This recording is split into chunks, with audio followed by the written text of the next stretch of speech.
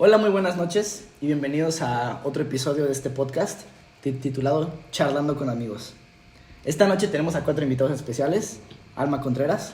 Hola, buenas noches, muchas gracias por invitarme. Tenemos a María José López. Hola, ¿cómo están? Dominic Deque. Buenas noches. Y tenemos a Brian Iñiguez. Hola, hola. Bueno, en el podcast de hoy va a ser un poco diferente. Les voy a hablar acerca de una optativa que tuve a lo largo del semestre que estuvo bastante interesante. Les doy un poco de contexto, se llama Ciudadanía Global, ¿no?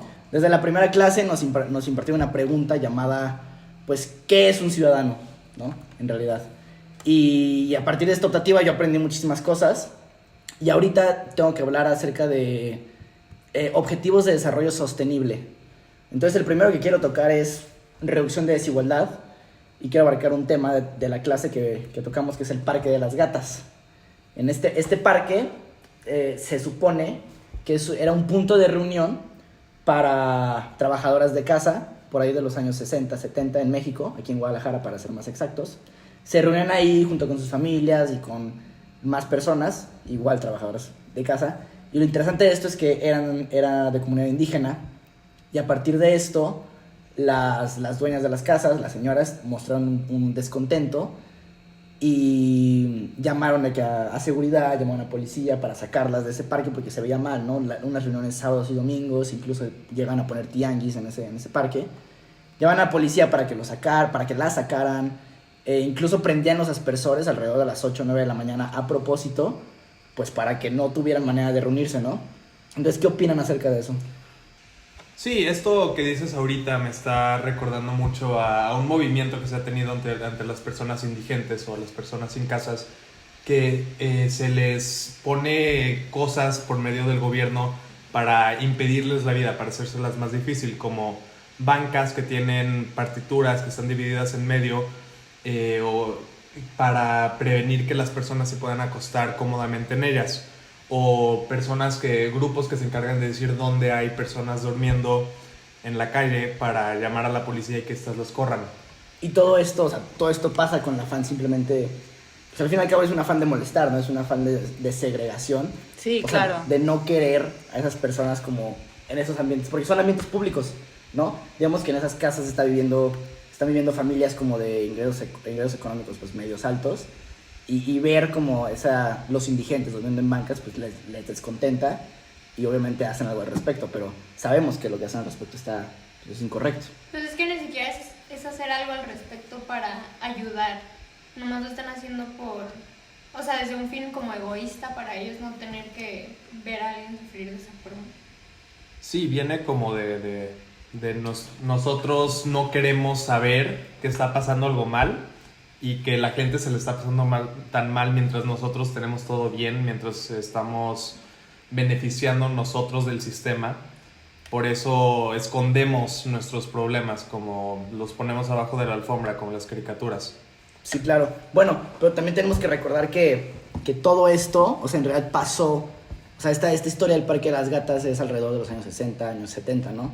¿Ustedes creen que este tema de la desigualdad, de la discriminación aquí en Guadalajara, o sea, hablemos un poco de Guadalajara, el lugar donde vivimos ahorita, ¿ustedes creen que este tema pues ha reducido, o sea, ha mejorado? ¿O qué opinan al respecto de eso? Bueno, yo creo que solamente lo han disfrazado, pero en realidad no creo que haya disminuido, solamente que lo han hecho de diferentes maneras, así como comentaba Dominic. Han buscado las maneras para que ahorita se ejerzan como sus derechos, pero aún así la policía o el gobierno se sigue aprovechando de las personas, o también la gente que vive en lugares con alto Crimen, ¿no?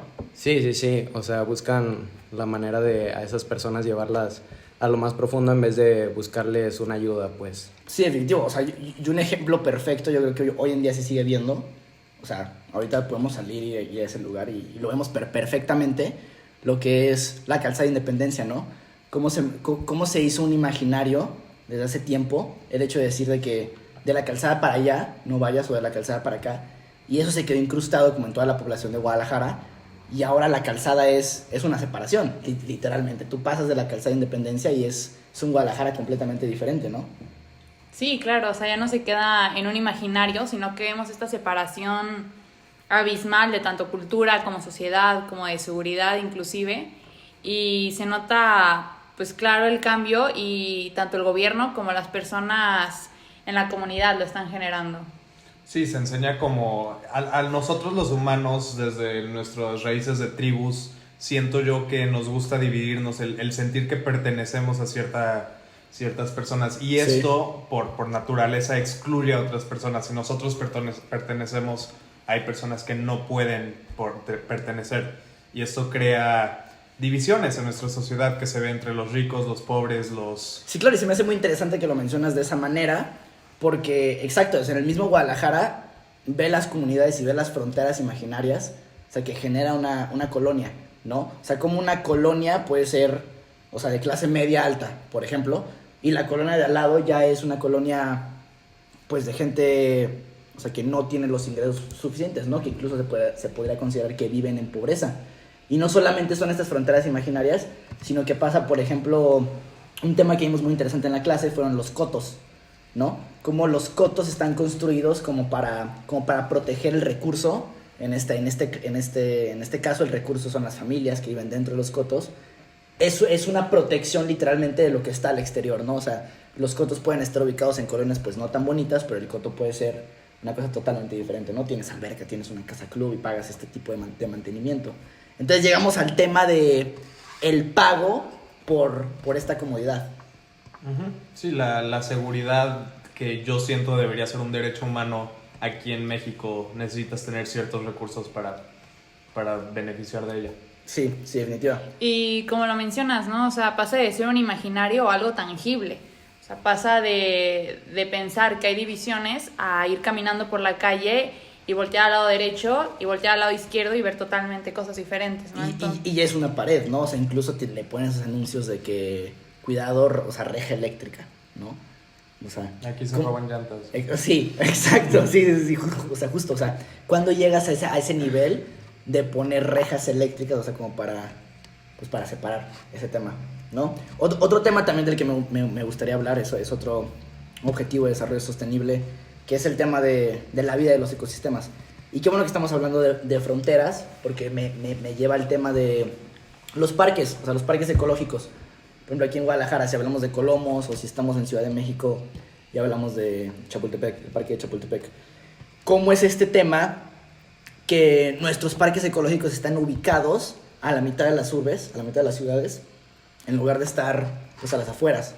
O sea, en realidad, ¿es alguna desventaja? ¿Trae algún descontento, alguna desventaja? Bueno, como ya dije, pues por el tema de la contaminación. O... Pues lo vemos del lado de que Guadalajara era muy chiquito hace 50 años, pues a lo mejor hace 50 años estaba fuera de Guadalajara, y conforme fue creciendo, se fue como comiendo el parque y hasta quitando ciertas partes. Sí, claro. Y podemos llegar a un punto en el futuro que incluso, o sea, y considerarían que puede llegar a pasar, que incluso puedan llegar a destruir, talar todos esos árboles pues por espacio, ¿no? O sea, va a haber un punto en el que las ciudades se van a quedar sin espacio y van a recurrir a quitar esos parques porque, pues, para hacer más edificios, apartamentos altos. ¿Qué se puede hacer al respecto, no? O sea, ¿cómo se puede solucionar ese problema? Pues bueno, yo creo que pues lo hemos visto, ¿no? Tenemos también de ejemplo lo que es el Bosque de la Primavera, que ha sufrido pues bastantes incendios, y es por lo mismo, ¿no? La gente que dice que se incendia de casualidad, pero pues siempre hay inversionistas interesados en construir edificios, en seguir construyendo y seguir desarrollando ahí mismo. Entonces pues sí se han creado campañas y pues vemos que pues ahí van, ¿no? Poco a poco intentando sobrevivir, pero pues siempre se necesita el apoyo de toda la gente para estar encima de ese tipo de personas que buscan acabar con ese tipo de ecosistemas. Y hay pues de las dos partes, ¿no? Personas que lo quieren destruir y personas pues que están luchando, personas activistas que están luchando por estos espacios verdes y que justo eso, la urbanización no acabe con nuestros ecosistemas y esto que se busca conservar. Sí, claro. Bueno, quiero agradecer primero que nada por acudir aquí, o sea, darme muchas como ese gracias tiempo. Sí, a ti, Este va a ser un episodio un poquito corto, ¿no? Yo creo. Más que nada les quiero comentar acerca de la clase una conclusión una conclusión rápida de la clase. Fue una clase muy interesante, o sea, aprendí mucho, o sea, vi temas tanto de política como de ciudadanía, o sea, vimos incluso de que política antigua, o sea, hablando de Roma, incluso. Fue muy interesante. Noticias, de hecho fue una actividad muy interesante que nos dejaron, que cada quien tiene que ver una noticia al día. A mí me tocó muy chistoso, el profe me hizo bullying por un tiempo, porque me tocó muy chistoso llevar una noticia de, justamente cuando empezó la guerra de Ucrania, llevé una noticia de noticias felices, ¿no? Por no hablar de la guerra. Y el profe ya agarró y dijo de que, ya no podemos hablar de la guerra porque Sebastián está aquí en el salón, ¿no? Una cosa así, una cosa así bien chistosa. Y ese chiste se quedó como por 5 semanas, una cosa así. Claro, claro. Pero sí, bueno, muchísimas gracias por estar aquí. Disculpa por interrumpir, nada más No. nos llegó un comentario de una de las personas que nos ve que dice: si yo fuera tu profesor, Sebastián, te pondría 100 o algo así.